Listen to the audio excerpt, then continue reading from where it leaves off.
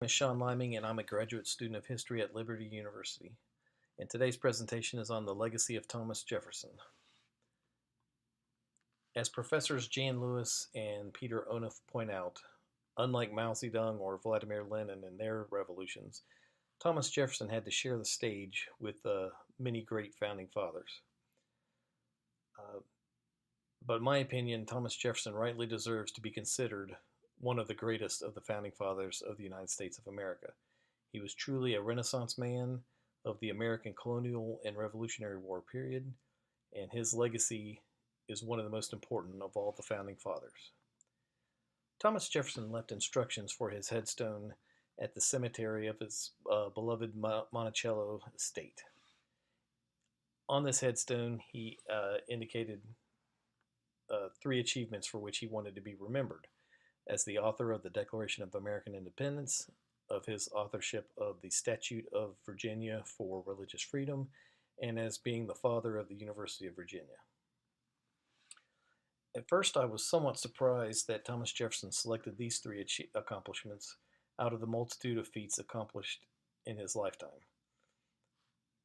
He was elected not to be remembered for being the third president of the United States, nor for his role in the Louisiana Purchase, which resulted in the doubling of America's size. And he also did not want to be remembered for his role of the exploration of the territory by Lewis and Clark. Upon further reflection, though, I can see why Jefferson elected to have these three deeds listed on his headstone. First, I'd like to discuss his being the father of the University of Virginia. With his interest in learning, it makes sense he would want this achievement on his headstone. Thomas Jefferson could read, write, Latin, Greek, and French. He was the president of the American Philosophical Society prior to being the president of the United States. And he was very educationally curious and wrote on topics as varied as observations on the whale fishery to his plan for establishing uniformity in the coinage, weights, and measures of the United States. Next, I'd like to discuss Thomas Jefferson's authorship of the Statute of Virginia for Religious Freedom. This bill has been the source of much controversy and diverse interpretation since its creation, especially concerning the phrase, the wall of separation between church and state. I agree with Daniel Dreisbach in his interpretation that this bill objected to the establishment of an official church and to state practices infringing upon religious freedom, but as Dreisbach stated, the wall was never meant to effect a complete and absolute separation between church and state, prohibiting religious influence in state-sponsored activities and laws. Lastly, I believe that Thomas Jefferson's most enduring legacy is his authorship of the Declaration of Independence.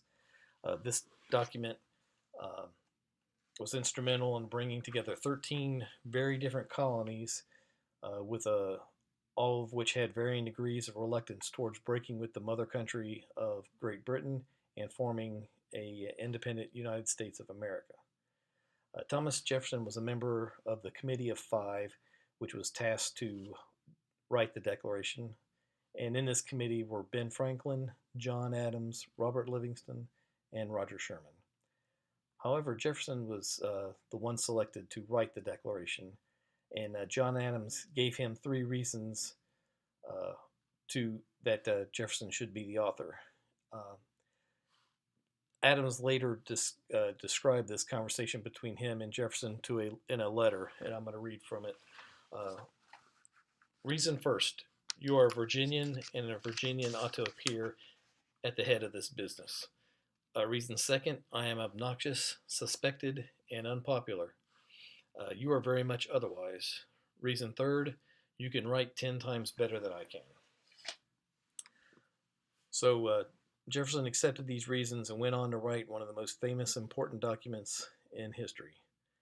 Now, there are some out there that will argue that Thomas Jefferson is a hypocrite in espousing that all men are created equal, yet was still a slave owner.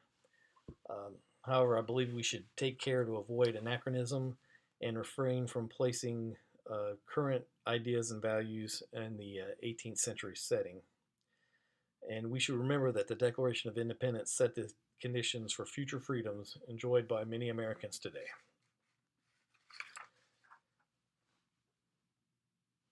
If for only Thomas Jefferson's role in the writing of the Declaration of Independence, amongst all his other achievements, we should recognize his legacy and his importance as one of the founding fathers.